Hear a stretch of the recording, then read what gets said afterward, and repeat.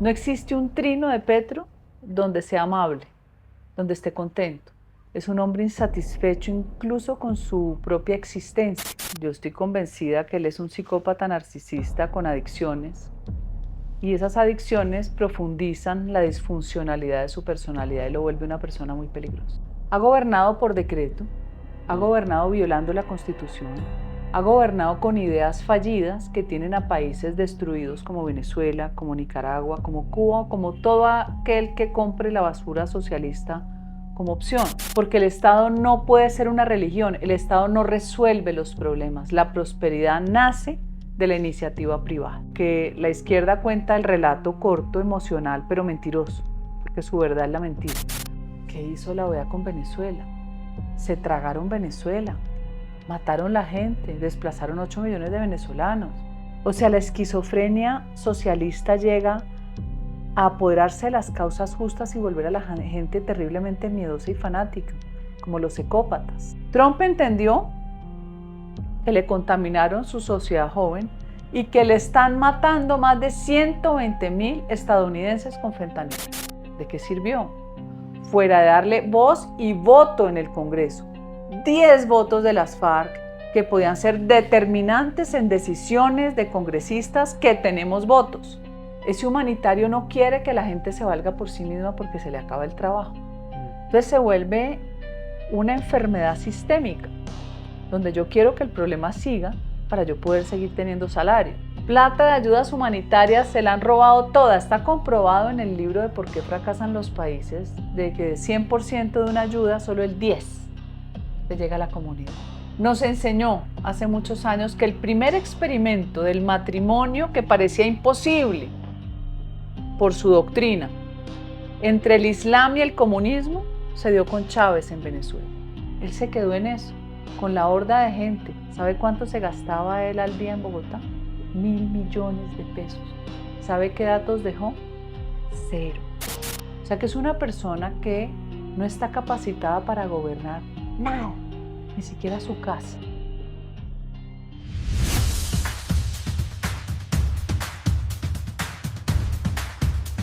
Hola, bienvenidos a un nuevo episodio de Colombia Futura. Hoy tengo el placer, el gusto de tener a una de las mujeres líderes del país con mayor proyección, con mayor relevancia durante los últimos años, una mujer combativa, fuerte, que a nadie deja indiferente.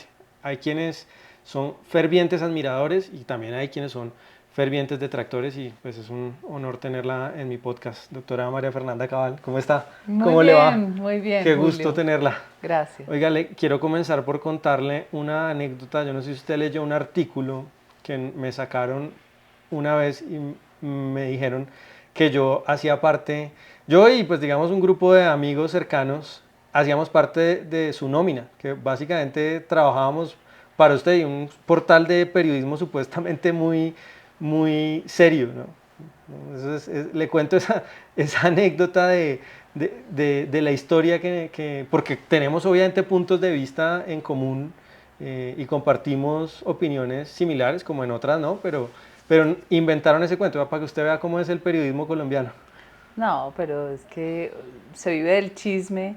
Imagínese el gusto que sería para mí que usted fuera parte del equipo de comunicación.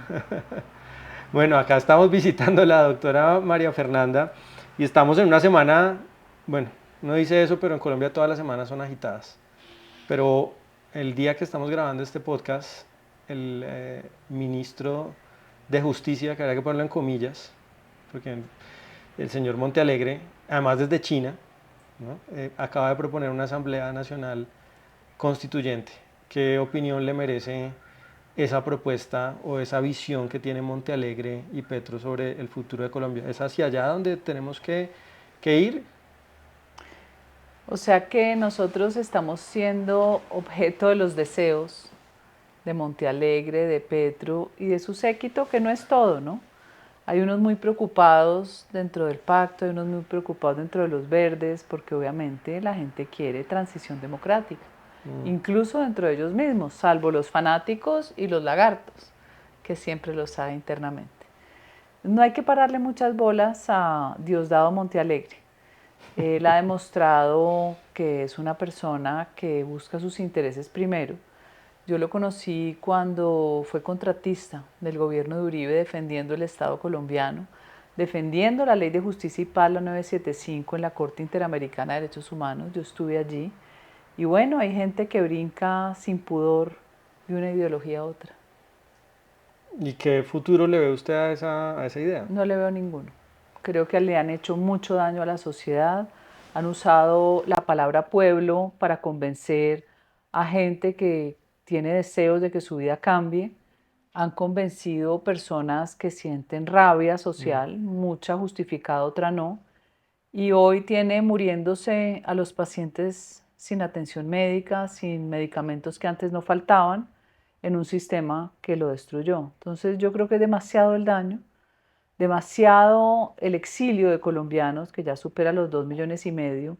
Y cuando la opción es el exilio es porque no estamos dando ninguna esperanza de futuro en este país.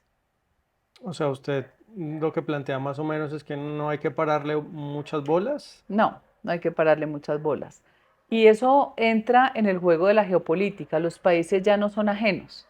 Y hay ejes. El eje del bien, que es la civilización a la que pertenecemos, judeocristiana, creemos en Dios, tenemos una Biblia que creo que es la mejor herencia que nos ha dejado a la civilización occidental. Y todos estos como mensajes perturbadores han sido el sello del gobierno de Petro. No existe un trino de Petro donde sea amable, donde esté contento. Es un hombre insatisfecho incluso con su propia existencia. Y eso es lo que transmite, lo que irradia, y la gente se cansó. Bueno, ayer estábamos grabando un podcast con Briceño y con Mateo que hacemos Nación Sabrosa y nos preguntábamos, nosotros mostramos fragmentos de intervenciones de Petro y veíamos que sistemáticamente durante los últimos 6 o 7 meses ha estado hablando de temas sexuales y nos preguntábamos, oiga, ¿esto qué es? ¿Por qué el presidente de la República va a hablar de la guerra? No sé si lo escuchó en una locución o en una entrevista que le hicieron hace poquito y comienza a hablar de la relación con el homosexualismo, con el órgano sexual. Todos los temas terminan en el En sexo y uno sexo. dice, ¿esto a qué viene? Yo realmente no he entendido esto que... Tenemos que preguntarle a los psiquiatras qué concepto les refiere, qué diagnóstico le harían. Yo estoy convencida que él es un psicópata narcisista con adicciones y esas adicciones profundizan la disfuncionalidad de su personalidad y lo vuelve una persona muy peligrosa. Usted más o menos comparte la tesis de un tuitero que yo sigo que se llama Andrés Mejía y Andrés Mejía dice, oiga, no le paren bolas que la constituyente no tiene probabilidad de éxito. Yo estoy de acuerdo en que no tiene probabilidad de éxito. Lo que me preocupa es que, aunque hoy no estén las condiciones para que ocurra esa constituyente, si en marzo el pacto histórico saca 25, 30 curules en el Senado, Mucho menos. No, pero Senado no. No, imaginémonos estás el dando peor una escenario. cifra que no es posible. Bueno, De pronto que 20 uno diga en el Congreso, y tampoco. ganen otra vez la presidencia de la Es República. improbable. Yo Ambas por cosas. eso le digo, es improbable, pero estamos en el mundo de lo posible y en el mundo de lo posible pueden transformarse las condiciones para que en un año lo que hoy es imposible sea posible. Por eso yo digo, hombre, no sé si es adecuado subestimar la posibilidad de una constituyente. No, pero yo te diría esto, Julio, nos está anticipando la receta socialista. Esto tiene que advertirle a la ciudadanía que todavía afirma un cuento chino, chino, hablando de China, donde está Monte Alegre, que no lo han dejado gobernar. Ha gobernado por decreto, ha Mm. gobernado violando la Constitución, ha gobernado con ideas fallidas que tienen a países destruidos como Venezuela, como Nicaragua, como Cuba, como todo aquel que compre la basura socialista como opción. Porque el Estado no puede ser una religión, el Estado no resuelve los problemas. La prosperidad nace de la iniciativa privada. El Estado lo que tiene es que proveerte seguridad material, tu vida, cuidarte tu vida, seguridad jurídica, que las condiciones en las que usted hace un negocio permanezcan, Y cuando usted da seguridad material y seguridad jurídica, eso significa libertad económica. Y eso debe derivar en un Estado que tenga menos regulación, que tenga acceso al capital. La receta está escrita, usted es ingeniero, los ingenieros tienen habilidad numérica, tienen lógica matemática y eso los lleva a entender por qué los países ricos son ricos y los pobres son pobres. ¿Y qué cree que nos ha faltado para que esas ideas que usted explica sean entendidas por todos los ciudadanos? Porque yo me sorprendía en estos días, me montaba un taxi y el señor del taxi me hacía una defensa, pero así emocionada de Carolina Corcho. Y yo, oiga, algo tenemos que estar haciendo mal desde el relato, desde las comunicaciones, si la persona que claramente es responsable de demoler el sistema de salud, todavía un señor taxista, un señor trabajador, honesto, decente, porque era evidente que así era, pues cree que la mejor opción para la presidencia en 2026 es Carolina Corcho. Y mucha gente, estoy seguro que comparte esa visión. ¿Qué nos falta? Lo que acabaste de decir, ¿en qué perdimos? En no saber comunicar. Si yo genero empleo, si yo arriesgo mi patrimonio, me puedo quebrar. Cuando yo me quiebre, los empleados no van a salir a pagarme la deuda. Mi primera deuda es con ellos y después con el Estado, con la DIAN. Lo que ha hecho falta es contar las historias de la cotidianidad. No decir mentiras, porque la izquierda cuenta el relato corto, emocional, pero mentiroso, porque su verdad es la mentira. Nosotros tenemos que contar el gran esfuerzo que hemos hecho los colombianos por salir adelante. Por eso yo le digo a muchos jóvenes que no duran en los trabajos, que nada los satisface, que la emoción está por encima de la razón y es la experiencia la que va aplacando ese desbordamiento de actitudes y de acciones que terminan siendo irracionales. Miren sus abuelos, cómo eran, cómo vivieron. Por eso yo siempre apelo a la historia, la gente no conoce la historia. Solamente el bienestar, que todavía hay mucha pobreza, sí, pero en general es una sociedad que ha logrado transformarse. ¿Cómo eran los baños? Incluso en familias pudientes, en las fincas, en las casas, era un pozo séptico. ¿Cómo eran los zapatos? Era un privilegio, hasta en familias ricas. Había quienes el zapato se les daba con su primera comunión. Entonces, todo eso ha venido cambiando porque hemos tenido más acceso. ¿Qué ha faltado? Menos ladronerío, porque es que aquí roba el rico, roba el pobre. Aquí roba el ministro de la cartera más abultada, roba el empresario que se queda con negocios del Estado y hace leyes para él, por eso en Colombia hay leyes con dueño, pero también roba el alcalde del municipio más pobre. También roba gente de las clases populares para robar al que trabajó con su quincena. O sea, hay un problema de ausencia real de castigo porque no hay justicia. Hay un problema a los límites de la libertad porque el castigar va con la compensación a la víctima y es que la gente la guarden, la metan presa, no que la saquen libre 50.000 veces hasta que siga matando. Entonces sí, hay un Estado que carece de el acercarse a la necesidad de la gente. Le pongo un ejemplo. El acceso a la justicia ha sido un problema desde que yo era muy joven. El primer esfuerzo que se hizo muy grande fueron las casas de justicia y lograron funcionar y mitigar algo, pero sigue siendo insuficiente. Hoy lo vemos, hoy usted dice capturaron un ladrón y lo dejaron libre, ¿hace cuánto vimos lo mismo? ¿Cuántas URIs hacen falta en Bogotá? Todas. Entonces el policía hace un esfuerzo, le toca hasta darle desayuno y almuerzo al bandido y llega una URI al otro extremo de la ciudad y no hay juez de garantías. ¿De quién es la culpa? ¿Del policía? Por Dios. Todavía seguimos hablando de reforma a la justicia con una complejidad que al final tiene que empezar es por la base. Tienen que haber URIs y tienen que haber jueces de garantías y tiene que haber suficientes fiscales y tiene que haber suficiente policía bien equipada, pero que además tenga seguridad jurídica, que no puede ser que un policía, el ladrón que dispara, el policía le dispara y termina el policía judicializado y el ladrón de víctima. Entonces el mundo al revés. Segundo, la falta de acceso al crédito.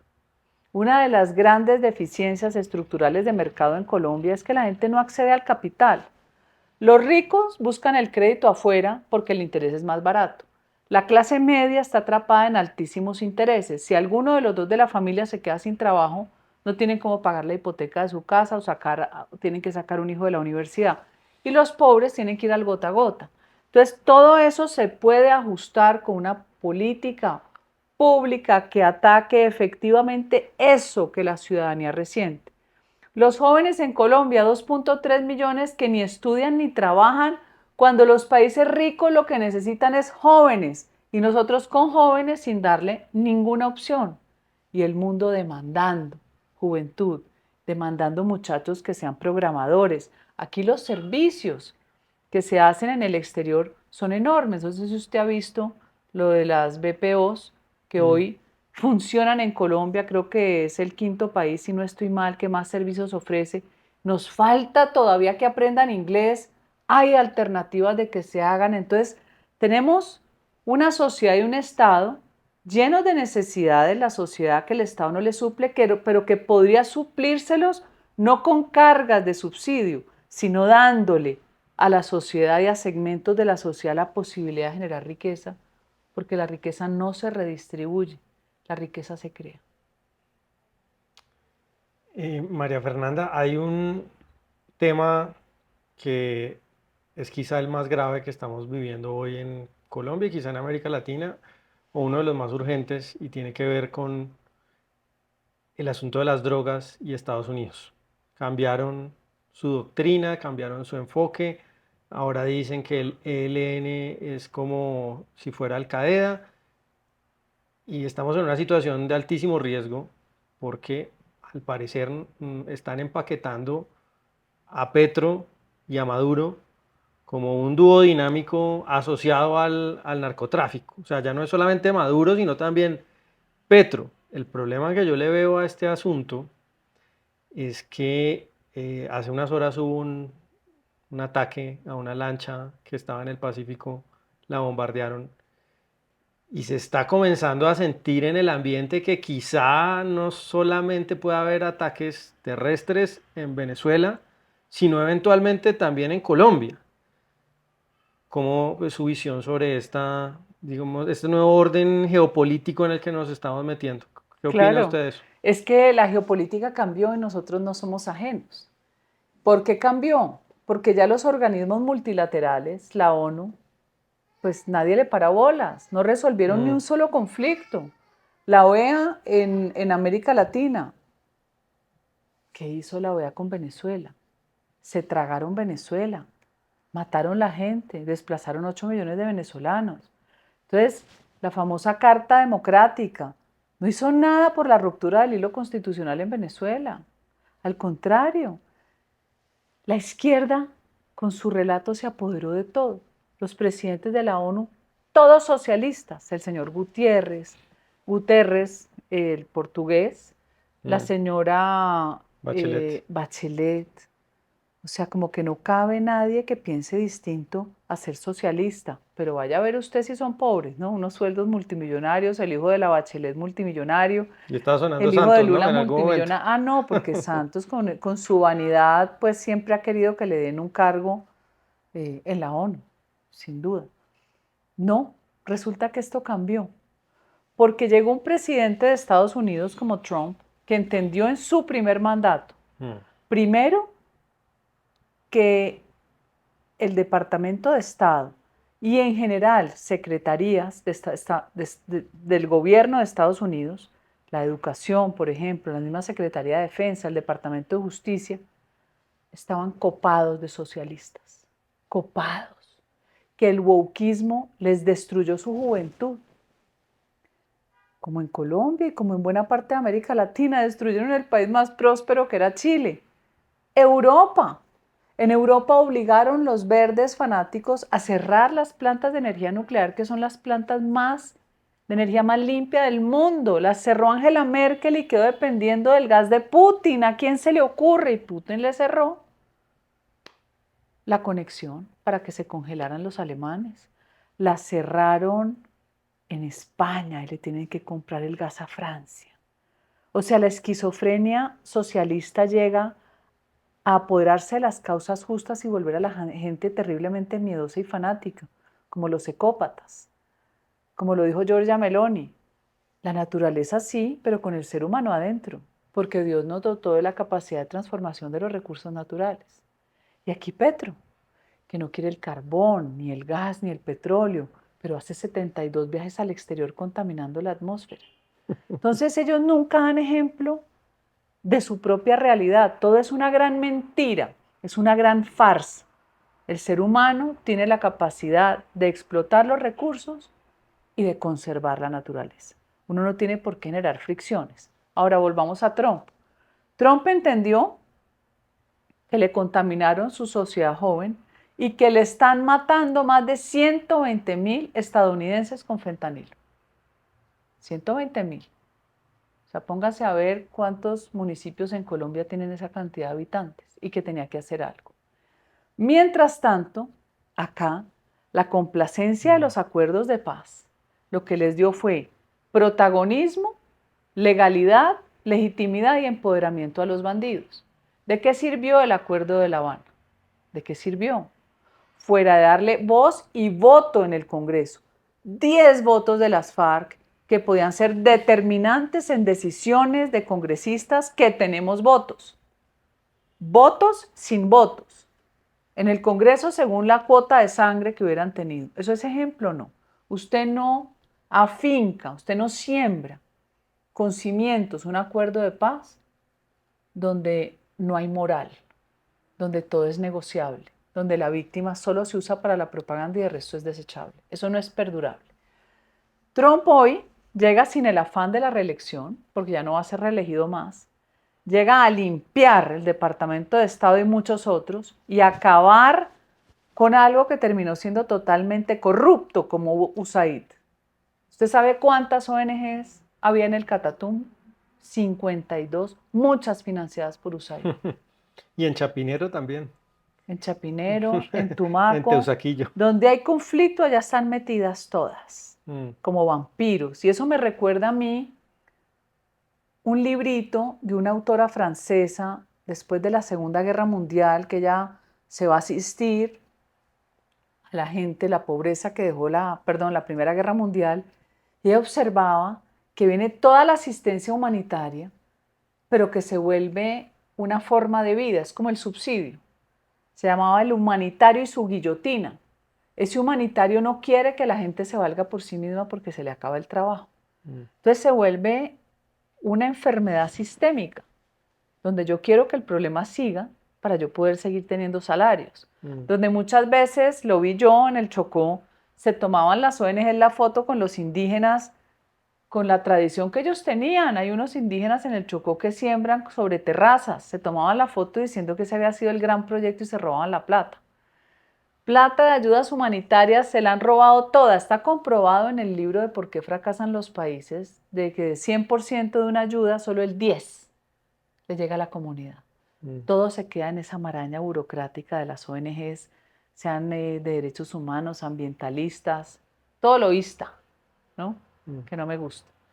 Trump entendió que tiene que enderezar la posición de Estados Unidos, volver a ser potencia y que su mercado, que todos lo quieren, era quien iba a ser determinante para poder someter a otros que les ponían aranceles a ellos o que se portaban mal.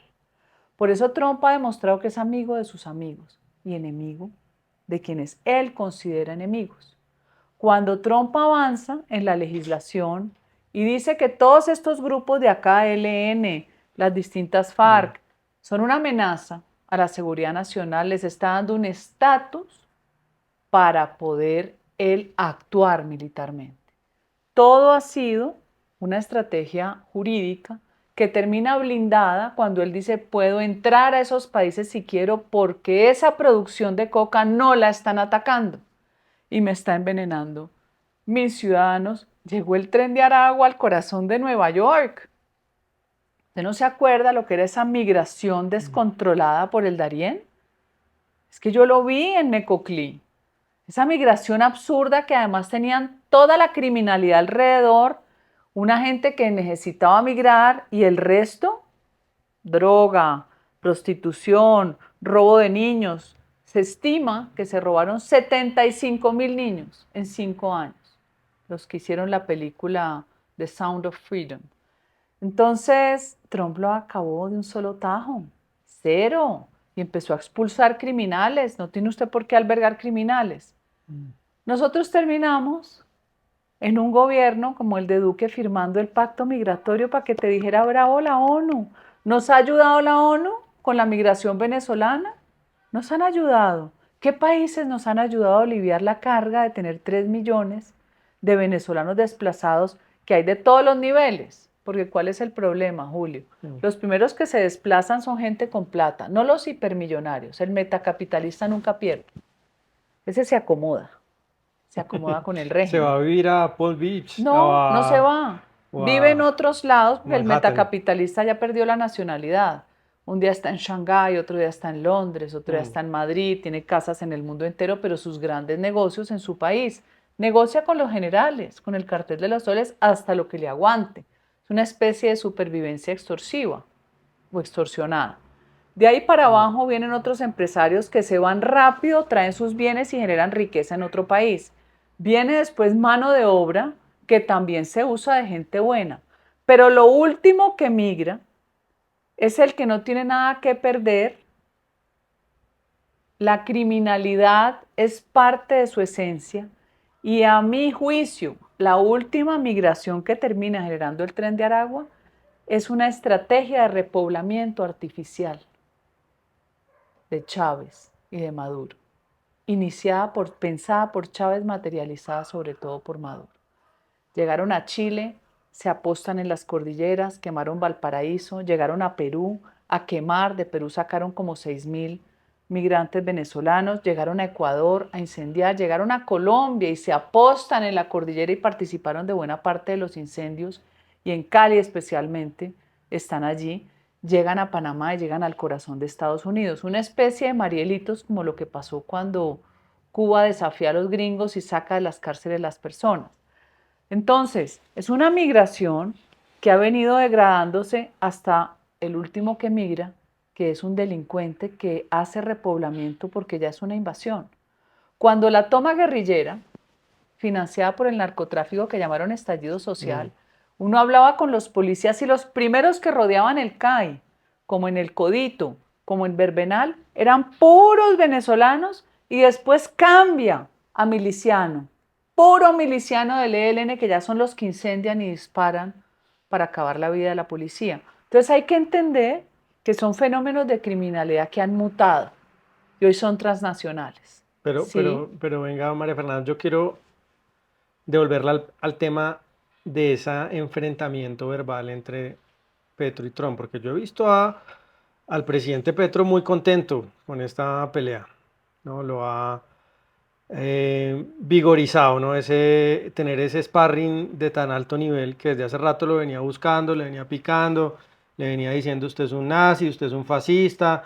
Precisamente salió Trump, le respondió, ahora le está diciendo drogadicto, lo acusa de ser narcotraficante y Petro se siente muy cómodo en esa polarización, pues porque en América Latina ya lo conocemos desde hace rato, ¿no? Es la fórmula de Fidel Castro, es la fórmula de Chávez, es la fórmula de Evo Morales, es el enemigo exterior, hacerse fuerte internamente, señalando al gran monstruo yanqui como el adversario, e internamente eso genera una serie de pasiones nacionalistas que reverdecen en ese escenario. ¿No será que ese enfrentamiento de Trump y Petro lo que está es formando un escenario o un terreno fértil para que precisamente el pacto histórico del año entrante aproveche esa situación, el nacionalismo, los ataques de Trump a Petro, para decir, mira, aquí lo que necesitamos son los verdaderos patriotas, no los lacayos, no los lambones del imperialismo, sino los verdaderos patriotas que somos nosotros? Más o menos eso es lo que están intentando y me preocupa a mí que efectivamente eso ocurra. Es una probabilidad, pero yo no creo que ese fervor nacionalista de toda la carreta de los años 60, que no fue otra cosa sino la recolección de la siembra de los años 20 de las células comunistas con el Comintern, las sembraron en los 20 y 30, florecen en los 60, 420 grupos guerrilleros en América Latina y todo el cuento anti-yanqui. Pues lamentablemente esos yanquis nos compran el 40% de los productos. Entonces, ¿quién pierde? Entonces, siempre tendemos a decir, es que porque usted le dijo esto, se creció. Como la Procuraduría sancionó a Petro, se creció. Entonces no hagamos nada. Dejemos que hagan lo que se les dé la gana porque siempre hay miedo. Si usted hace si usted lo destituye, si la comisión de acusación presenta el caso y sacan a Petro del poder, siempre se incendia el país. ¡Qué miedo! ¡Qué terror! Pues enfrentemos el miedo y el terror, porque tarde o temprano estos tipos van a venir es por todos nosotros. Estamos en una especie de apaciguamiento donde nos mantienen dosificados, ¿no? Si haces esto, te pasa esto. Si haces lo otro, te pasa lo otro. Aquí falta es determinación. Determinación. Aquí tenemos los mejores de inteligencia y los mejores que combatieron a los bandidos. Y tenemos los mejores aliados que es Israel y Estados Unidos con las mejores tecnologías. ¿Qué esperamos? ¿A que lleguen por cada uno de nosotros? No, que sigan instrumentalizando a los indígenas con plata para que vengan a quemar las ciudades. La gente está literalmente cansada, agotada, no resiste más. Si usted vio la reacción de la gente en la Universidad Nacional, los mismos estudiantes. No puede ser que usted se siga demorando 8 y 10 años para salir de la universidad.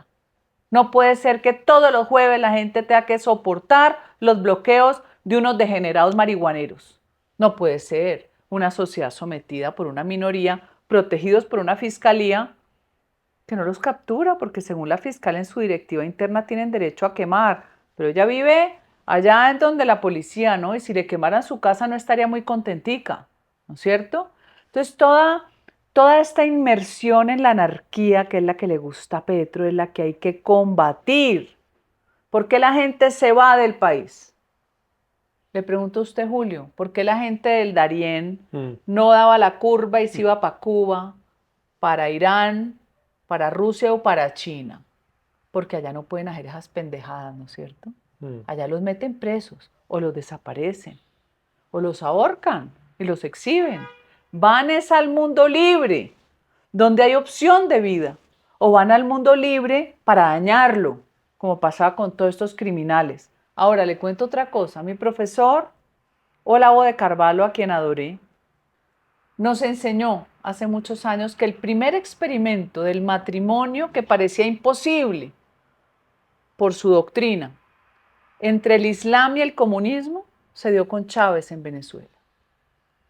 Completamente distintos, uno de otro. ¿O no? No, pues, totalmente. Islam y comunismo. A veces uno no entiende dónde están los puntos en común entre el progresismo y el Islam, pero es raro. Claro, pero al final es la dictadura dominante. Acabar con el ser humano y con el individuo y con el que piense diferente. Ese matrimonio se dio por Chávez. Por eso Hezbollah está en Venezuela hace muchos años. Por eso el escándalo de los pasaportes venezolanos a los sirios. Por eso los gringos lo sabían hace mucho tiempo, cómo pasaban aquí, cómo están en Colombia, cómo van hacia la Argentina, la bomba de la AMIA en Argentina en los 80, cómo suben a distintos países para llegar al corazón que es Estados Unidos. Ese matrimonio exportan sus células fundamentalistas, es parte del negocio. Es más, cuando el computador de Raúl Reyes estaba activo, que lo usaron los americanos, pero aquí los genios de la Corte Suprema de Justicia, creo que fue una sala de 3, si no estoy mal, decidieron que no había que aceptar las pruebas de un dispositivo que además fue incautado con toda la prevención, porque quedó grabado que ni siquiera fue el ejército, fue la Policía Nacional con facultades de policía judicial que hizo el empaque, el embalaje y la cadena de custodia. En ese computador lograron los gringos encontrar al mayor traficante de armas que se llamaba Sarkis, cualquier cosa, que era armenio. Y lo capturaron en Tailandia. O sea, el computador sí sirvió, pero no para lo que tanto invoca la izquierda, que es la verdad, que la de ellos es la mentira.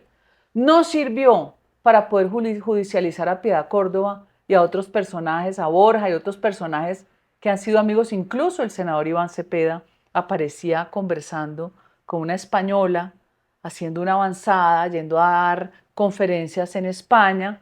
Todo lo desaparecieron unos magistrados de la Corte Suprema de un solo tajo. Es que este país sobrevive de milagro, se lo digo. Teodora de Bolívar, es que este era el alias Teodora Bolívar. de la ex senadora fallecida Piedad Córdoba, ¿no? Yo tengo el análisis que sacó el CTI en su momento, que creó un grupo casi de 40 investigadores para empezar a sacar qué miembros de la política eran de la FARC política. Todo eso quedó en los anaqueles. No, nunca existió realmente la FARC política como proceso judicial. Esa verdad todavía no la debe la justicia colombiana. Va a acabar el tema Trump. Yo le preguntaría, bueno, si usted, como seguramente lo va a tener el chance de hablar con Trump o con miembros de su administración, ¿usted qué les diría? ¿Cómo, si su pedido o su solicitud fuera ayudar a Colombia? Plan Colombia ¿Qué es lo que usted les 2.0. diría? Oiga, ¿cómo Ya. nos ayudan? Plan Colombia 2.0. Mapa de Colombia, satélites, corredores de control territorial de la criminalidad, equipamiento, drones, equipos antidrones, volver a fortalecer el pie de fuerza, reincorporar a los mejores y volver a incorporar a los soldados profesionales pensionados. Colombia llegó a tener el mejor ejército del mundo que nos regaló la mejor operación de rescate de secuestrados, que es la Operación Pero Jaque. eso no va a ocurrir claramente durante los próximos 10 meses, por lo menos, pues, y No, depende de quién sea seguramente el no. próximo presidente. Sí, pero son estrategias que uno tiene que llegar aprendido. Mm. Para ustedes, del día de la posesión, empieza a generar esa transformación.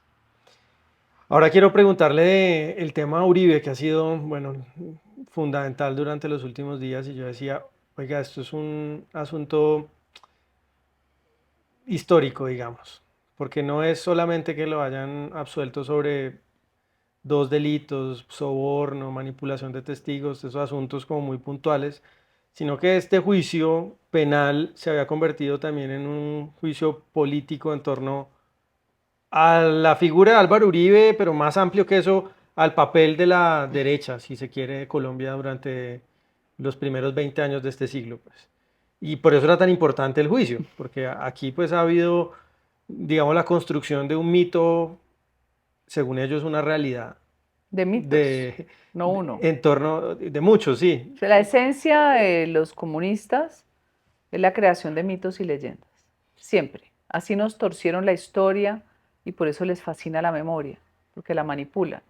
Y Uribe era el target a destruir, porque Uribe logró sacarnos de ser un Estado fallido, de 30.000 muertos año, de que la única opción fuera el exilio, de 3.000 secuestros año, y logró poner el país a crecer. Nosotros tenemos un análisis hecho en mi programa económico Mega 2040, donde el PIB per cápita, donde más creció en los últimos 25 años, fue en los 2 periodos de Álvaro Uribe, porque la gente pudo volver a trabajar gracias a la seguridad democrática. Pero el juicio histórico a lo largo de las décadas, después de tener, yo me acuerdo cuando yo era adolescente y estaba comenzando la universidad, que por cierto era bastante socialista, le cuento eso, Uy, qué o sea pereza. que varias veces, Estabas en la moda antimoda. sí, totalmente, Universidad del Valle, ya se imaginará en lo que estaba yo, pero me acuerdo de esa época en donde el 80% del país era uribista o tenía una visión positiva ¿Qué edad de tenés? Uribe. 38. Que sos chiquito Sí, todavía. las canas suman muchos Las años. canas Sí.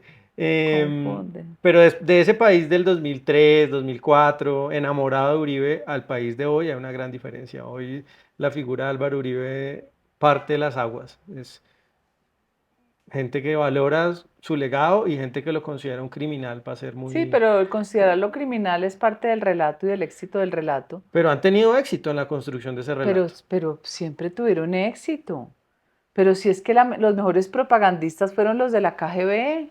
Uno va al Spy Museum, el museo de los espías en Washington, y la propaganda del G2 cubano. ¿No tiene la mejor medicina del mundo? O sea, hasta ridículo, pero ellos juegan a la distorsión de la mente, a los deseos que tiene el individuo, juegan al espejismo y al final te venden ese paraíso con el que uno sueña que termina siendo en muerte. Es como una crítica que hago yo a los cuentos de Disney, bueno, y en general de Disney, muchos de los, el original La Fuente, los hermanos Grimm, los cuentos de Andersen, que es la princesa que siempre espera su príncipe azul. Mm. A nosotros nos enseñaron a las mujeres que iba a llegar un príncipe azul a nuestras vidas. Y eso es parte de la frustración de no entender que las relaciones entre parejas tienen inmensas dificultades y desavenencias, Ujú. porque uno espera el príncipe azul. Y yo digo, tomando el pelo, que a veces uno dice, bueno, este sapo se puede volver príncipe y nunca vuelve príncipe. Entonces, la referencia es a que la mente se deja engañar porque Mm. nos gusta que nos engañe. Mm. Como cuando te dicen estás divina, y no es que esté uno divina, sino que el hombre quiere algo más. O en un negocio, te vas a hacer millonario. Así usan la propaganda del odio y de la envidia.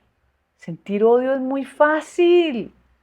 Y sentir envidia en un país que tiene un alto nivel de resentimiento justificado por una parte e injustificado otra. Porque lo que uno no puede entender es este poco de muchachitos de universidades de ricos siendo mamertos. Eso es uno ser un mediocre.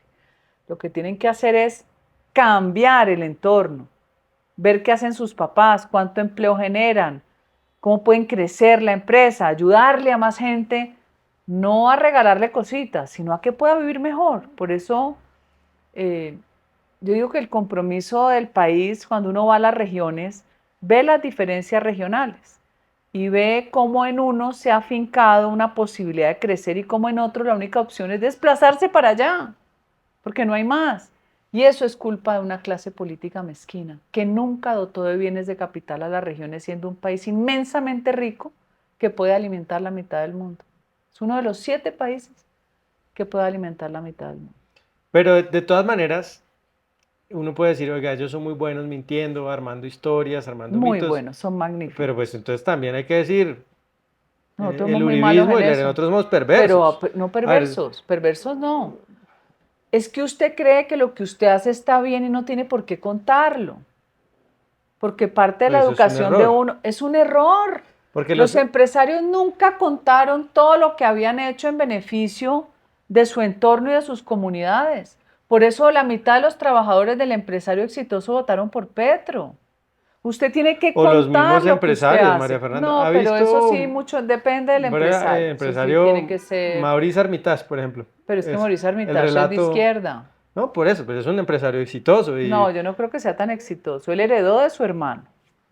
Heredó de su hermano. y cuenta, Y digamos, él el es relato. empresario, porque él vive de los aranceles que se le imponen al acero.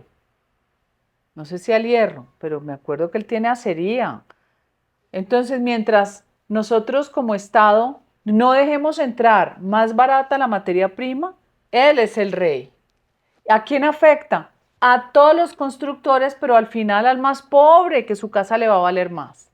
Ese es el socialista Armitage, empresario, que vive de las prebendas que le da Petro por excluir las importaciones para que se abarate el producto. ¿Y no será que los empresarios pensaron que es suficiente con crear empleos, generar Claro, utilidades ese es el problema. y se olvidaron del mundo de los libros, de las películas, de las historias, que también así es como la gente entiende la realidad, ¿no? Pero A por través de la supuesto, comunicación y todo ese terreno, pues, pero digamos, claro. ¿se acuerda de la campaña de Petro con los actores? Ese famoso Sí, comercial. lo que me Es encanta es ver, como lo dice que me Milei, encanta es verlos hoy llorar.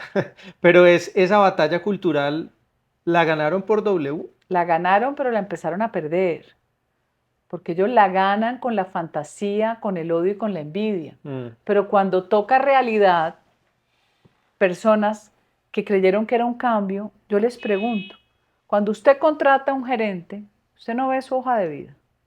¿Qué tenía para mostrar Petro? ¿Qué empresas produjo? ¿Qué empresas? ¿Qué impuestos pagó? Una gestión muy buena en la alcaldía de Bogotá. Regia. Acabó Bogotá. Acabó Bogotá.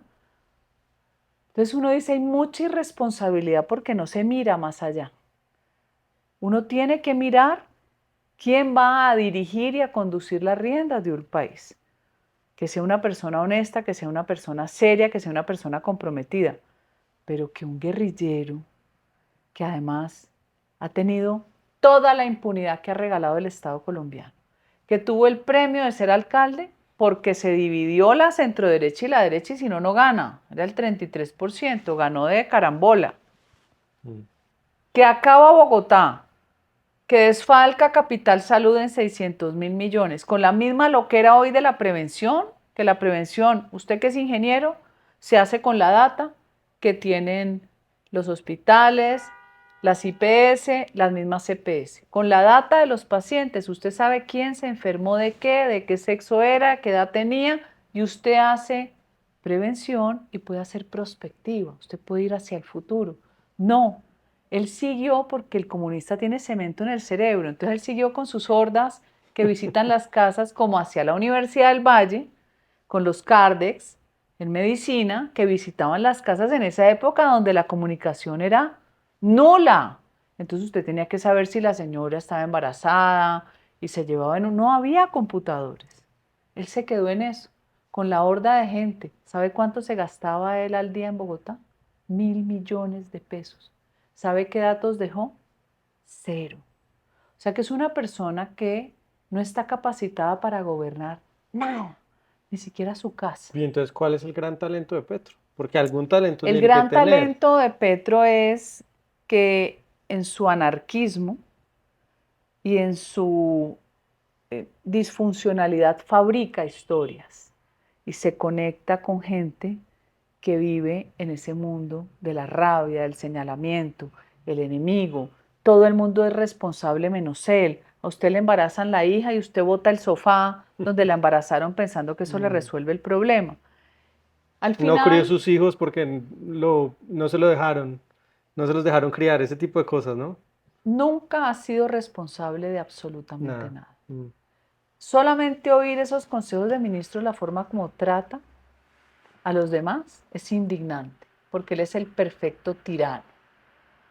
El perfecto tirano, pero señala de tiranos a los demás que sí generan riqueza y generan empleo. Entonces eso se llama inversión revolucionaria, que es una estrategia perfecta. Yo te mato, pero yo me convierto en víctima y tú en victimario. Y así nos fueron llevando a lo largo de la historia. Y la derecha muy cobarde, siempre llena de miedo, como me decís ahora. ¡Ah! Entonces, si ganan, van a incendiar el país, igualito a Santos, a Pinocho Juan Manuel Santos. Si no sale el proceso de paz y perdemos el plebiscito, incendian las ciudades. El más perverso de todos es Juan Manuel Santos. Ese es peor que Petro.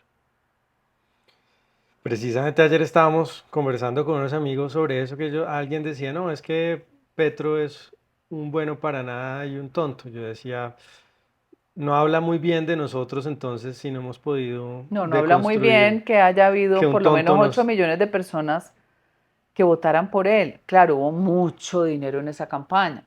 Ahora yo me pregunto, Julio, ¿qué sabe Trump de las delaciones que han hecho los extraditados? Mm. ¿Qué ha dicho Cliver Alcalá, a quien se le dio asilo y vivía en Barranquilla muerto de la risa siendo doble agente? ¿Qué ha dicho el Pollo Carvajal, que ese delincuente criminal mató 2 muchachos de inteligencia del ejército y nadie se acuerda de ellos? Yo sí, cuando era coronel Carvajal? ¿Qué ha dicho Fito, el de Manta, cuando se pierde Petro? Tienen que saber mucho también de las elecciones y de la conexión del cartel de los soles que Petro niega, porque es la estrategia de mentir usando la Dice que no existe inversión el de la cartel de los realidad. soles. No existe para transmitirle a Mm. sus seguidores ciegos, a sus fanáticos, que no existe el cartel de los soles. Mm. No solo sí existe, sino que gobierna Venezuela. Hablemos de la campaña presidencial, María Fernanda. Está todavía con muchas incógnitas, muchos candidatos. No, yo estoy feliz. Y eso, No me da, no me da temor que haya un montón de candidatos. Hay mucho deseo de la gente no, muchos candidatos creen que está fácil. Los costeños dicen el mango está bajito. creen que el mango está bajito. Ya se irán desinflando, ya tendrán que salirse, el que quiere ir a Senado, Cámara se irá. Esto empieza a aplanarse porque las reglas de juego te obligan a tener personería de partido, personería por firmas Ujú, y después las pólizas, ujú. que son muy costosas. Mm. Entonces ya se irá aplanando. A mí no me preocupa. Yo siento, y se lo digo con franqueza, que la fuerza de este momento es para una mujer a la presidencia de la República, que la sociedad colombiana entendió a través del dolor que quienes eligieron mal están muy arrepentidos, que siempre va a haber un nicho de fanáticos, que Petro haga lo que haga, así como metía los billetes en esa bolsa que le faltó leerlos, dicen que eso es mentira o que eso era pues plata seguro para llevar a la clínica a la esposa, cualquier paja se pueden inventar. Ya lo excusaron, se les olvidó teniendo la evidencia, ¿no? Como lo que vimos el 7 de octubre con los judíos en los kibbutz, que fue lo más atroz, atroz, no, yo no. La capacidad de propaganda ya invirtió la realidad. El genocida es la víctima y el victimario es, el genocida es el quien recibió el ataque, es victimario, y quien es hoy la víctima fue quien atacó, porque esa mezcla que hacen los terroristas con sociedad civil siempre les ha funcionado. Por eso aquí también los guerrilleros se paraban en los techos de las casas, en las escuelas, en los hospitales, para que el ejército o la policía no pudiera actuar. Esa es una vieja maña que tienen violando el DH porque a ellos no les importa nada, absolutamente nada. ¿Y cuál va a ser el papel de un Uribe que viene eh, con mucho ánimo después de la absolución? ¿Qué va?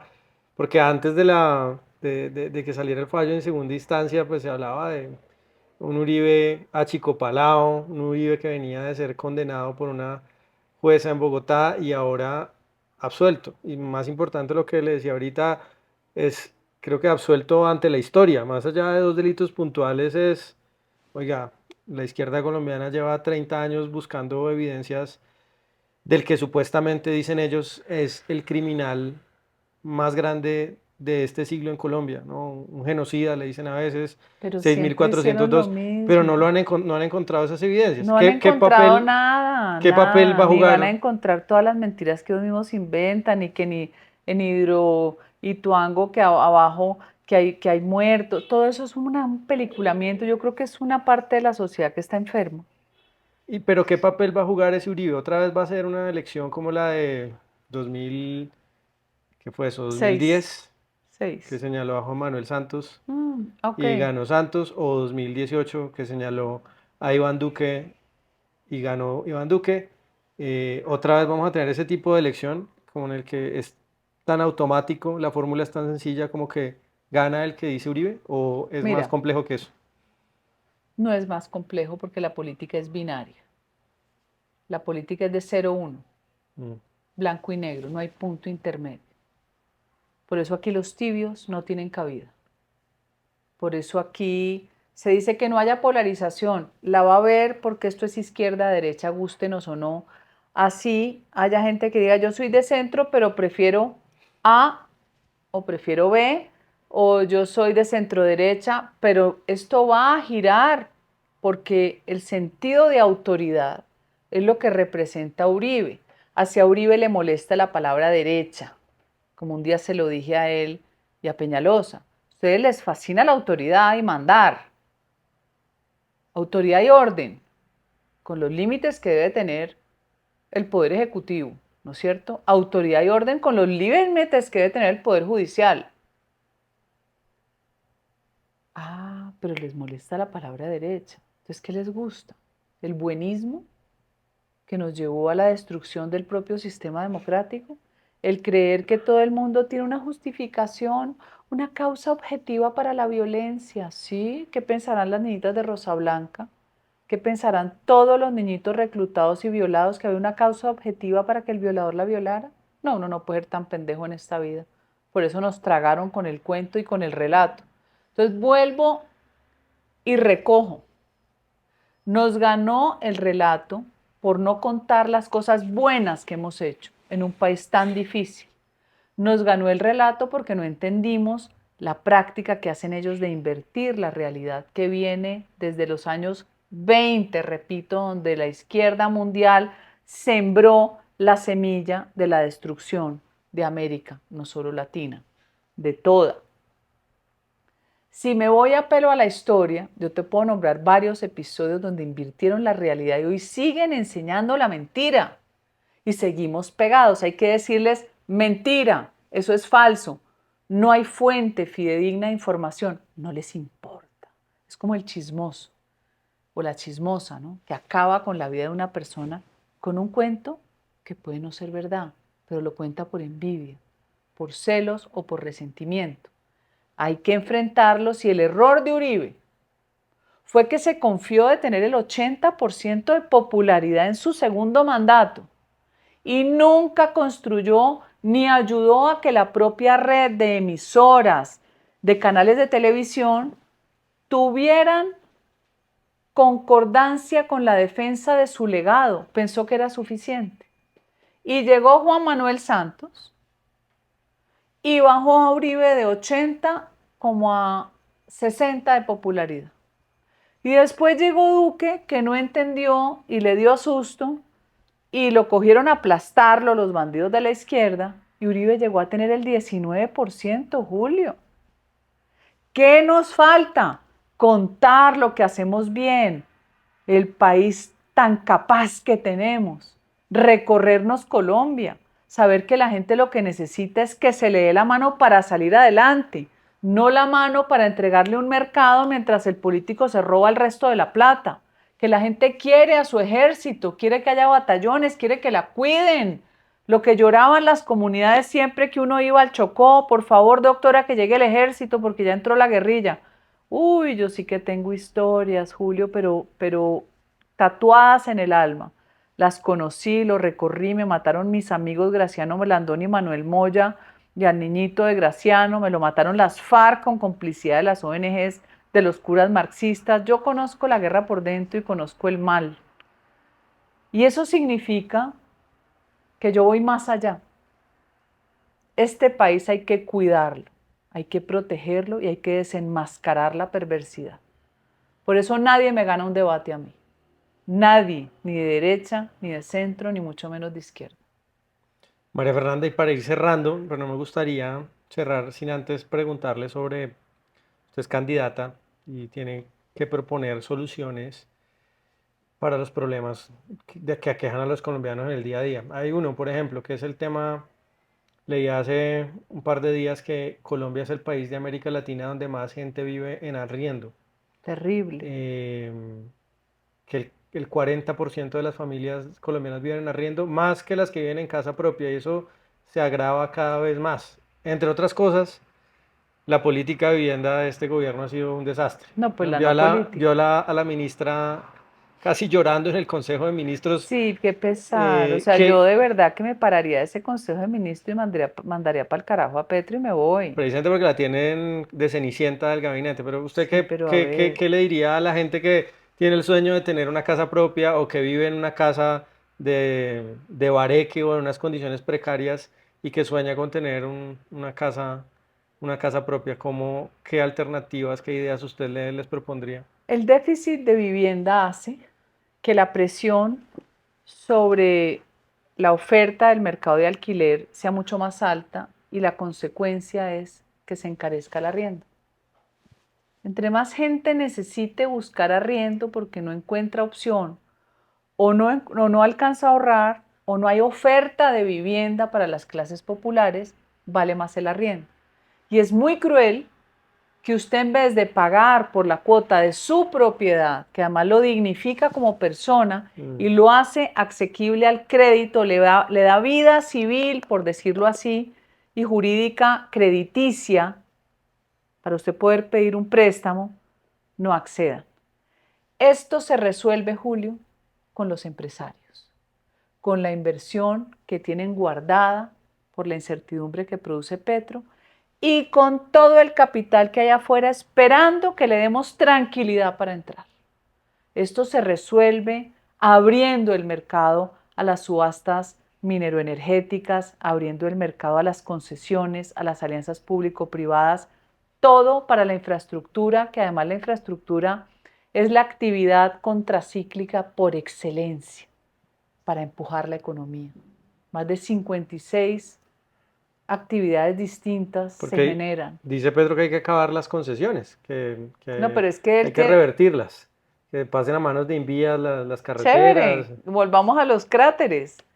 Él le fascina, yo creo que Petro sueña con que nosotros vivamos en una trocha encima de un burrito y que llueva y que tengamos que usar una canoa donde no hay río. Pues, ¿Por qué? ¿qué le Explique. gusta a Petro?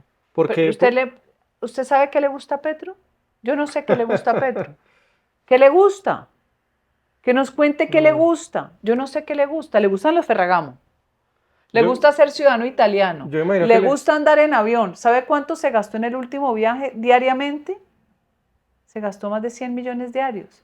¿Le gusta? ¿Qué le gusta? Pues él dice que es socialista, María Fernanda, y los socialistas quisieran que las carreteras fueran del Estado, que las casas las construyera el Estado, que el armamento del ejército también lo fabricara el Sí, Estado. pero resulta que eso no puede ser, porque este es un Estado pobre que necesita inversión del privado. Y para que el Estado tenga plata, el privado tiene que ser rico y tributar y pagar impuestos. Cuando usted acaba el sector privado, todo el mundo se empobrece. Entonces él sigue diciendo, yo como Maduro, el pueblo, ¿qué es eso? O sea, ¿usted qué es? ¿Cuál es el pueblo? Si usted es millonario, su familia es millonaria, las hijas de Chávez eran como las infantas de Miraflores, además bien feas. ¿Qué quieren? ¿Qué quieren de la gente? ¿Por qué su envidia tiene que traducirse en empobrecimiento? ¿Usted cree que si Petro hubiera sido un empresario exitoso, odiaría a todo el mundo? No, él envidia. Él envidia porque el comunista ama lo que dice que odia. Además, otra cosa curiosa que yo recalco mucho en eso porque me gusta burlarme de ellos. No se casan con razas ancestrales, ¿no? La mujer de Petro es de la oligarquía de provincia, rubia de ojos azules. La mujer de Chávez era rubia de ojos azules. La mujer de Yasser Arafat era rubia de ojos azules. ¿No te parece que eso es parte de esa controversia que tienen de su propia No sé eso. confusión existencial? Y no solo eso, lo hemos mencionado varias veces en este podcast, usted ha visto cómo es el conjunto residencial donde vivía Petro antes de ser presidente. Vivía, pero es de él, todavía tiene su casa Es una en especie Chía. como de barrio Hermoso, gringo en pero Chía, de gringos ricos. de gringos ricos, ¿sí? Y como un country club, más o menos. Es raro porque no... No es O raro. sea, ¿se acuerda de Es que ellos Mujica? son pajudos. Mujica usted, pues seguramente no está de No, acuerdo, no ese le viejito gusta me tal, cae pésimo. pero No, no sí, lo enaltezca. pero no lo estoy enalteciendo, pero sí toca reconocer que No, yo no Mujica le reconozco nada. vivía en Mojica, una choza y tenía un no, Volkswagen. de viejito, Mojica envenenaba a sus opositores. Dol- Mojica era malísimo. Casi acaba con la democracia en Uruguay. Si no es porque el voto es obligatorio, no resisten los embates de Mojica. Ay, pero porque lo veían la gente viejita hace, ay, pobrecito el viejito, y de pronto usted, como en los nazis, el viejita y pobrecito, y resulta que era el director de Auschwitz, usted vaya a ver a dónde, no, no, le no. quiero decir, no vivía en una mansión estilo Bueno, gringa como ya Petro. viejito, pues no, no vivía como Fidel Castro, No vivía como que Fidel murió Castro o como Chávez multimillonario. y no tenía, ¿cómo se llama? El Sí, pero el Patek Chávez no Philippe se envejeció. de Benedetti. Debía tener el Patek falso El de Patek falso. Benedetti. María Fernanda, muchas gracias por esta conversación. Ojalá que haya Gracias, sido Julio, amena para gracias. usted Y también. cierro con Uribe pone presidente. A la gente le gusta decir con la A, presidenta. Díganlo como quieran. Yo creo que se dice presidente. Y va a ser una mujer. ¿Sí tenemos futuro en Colombia? Tenemos futuro, siempre. Nunca hay que perder la fe. Gracias, María Fernanda. Gracias.